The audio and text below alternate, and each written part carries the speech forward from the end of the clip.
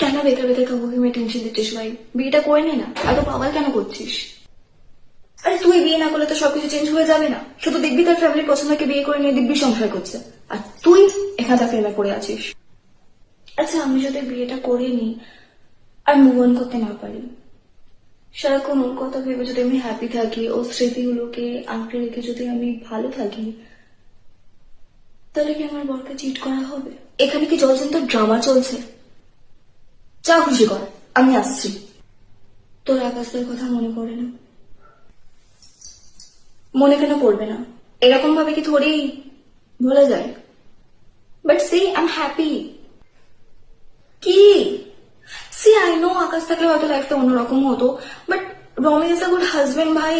ও আমাকে কেয়ার করে, আমাকে হ্যাপি রাখে, এন্ড আই এম হ্যাপি। তুই মুভ অন করতে পারিসনি না? আমরা কেউই মুভ অন করতে পারি না। জাস্ট সময়ের সাথে সাথে কষ্টগুলোকে নিয়ে আমরা বাঁচতে শিখে যাই, দ্যাটস ইট। প্রত্যেকটা মানুষ একটা না একটা ভাঙা সম্পর্কের বোঝা বই নিয়ে বেড়াচ্ছে। You are not the first one. অস্বস্তি হয় না এটা ভেবে যে আর কোনোদিনও কিছু ঠিক হবে না? না, আমি মেনে নিয়েছি। আমি মেনে নিয়েছি যারা হেরে গেছে আমি তাদের দলে, অ্যান্ড দ্যাটস ওকে। অফকোর্স কেউ না কেউ তো জিতছে, তাদের কথা ভেবে ভালো লাগে।